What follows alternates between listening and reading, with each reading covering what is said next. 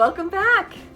I hope that your conversation about values after our last session was productive and that you not only have a deeper knowledge about yourself and your spouse, but that you're able to successfully determine what you value together as a couple. If you weren't able to fully agree on what your values are going to be, you'll need to wait until you've come to an agreement before doing this session. Take as long as you need to fully discuss and agree on your marriage values and then move into this session. So in this session, we're going to talk about how you're going to live out your marriage values. You'll also get the opportunity to write out a marriage purpose statement. On worksheet 1, you're going to write out your top 5 values as a couple, and then write words in the boxes below that describe how you live those out together. For example, if one of your marriage values is travel, you might write words like exotic, comfortable, frequently, or simply. Words that describe how you will live out your value of traveling in your marriage. This can be a really fun activity together. If you're having trouble finding descriptive words, there are lots of resources available online, so don't hesitate using them. On the second worksheet, you'll write out 3 sentences using those descriptive words. When we talk about creating sentences, our sentences are going to start with we will, so that, in order to. So I realize that sounds somewhat structured, and it is, and it's on purpose. We will speaks of commitment. We're in this together. This is what we care about. This is what we are going to do. It can be something like, we will tell the truth.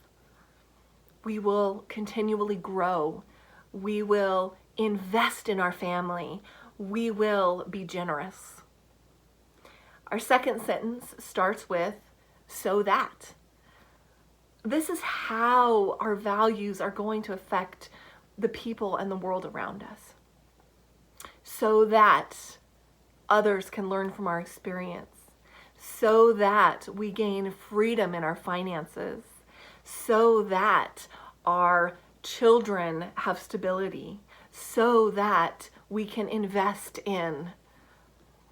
Our third sentence starts with in order to, and this is our destination. This is where our purpose is going to take us. A destination in order to affect positive change for our family, in order to leave a legacy of faith for our children, in order to make a positive difference in the world around us. See how that works? Purpose starts with commitment. It carries our values into our everyday life, and it takes us to a destination. The goal or destination is totally up to you. There are no wrong answers, and this may change over time. One of my husband and I's goals was that I would stay home and raise our kids.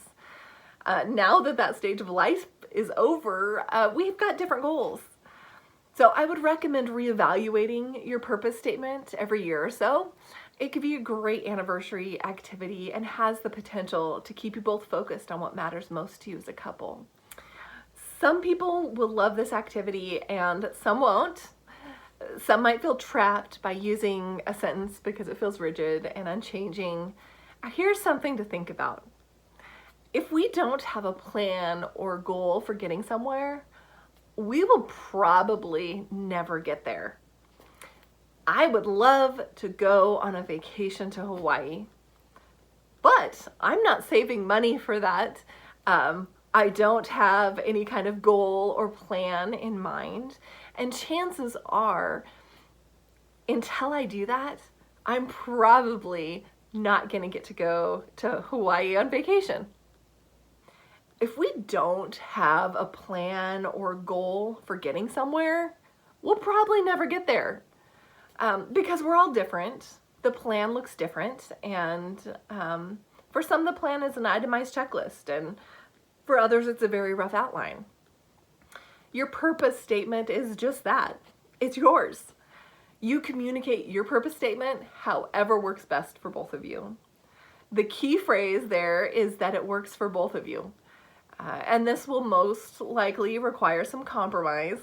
Honest communication and genuine, non-codependent compromise are some of the foundations for a strong relationship, and now is a great time to practice those skills.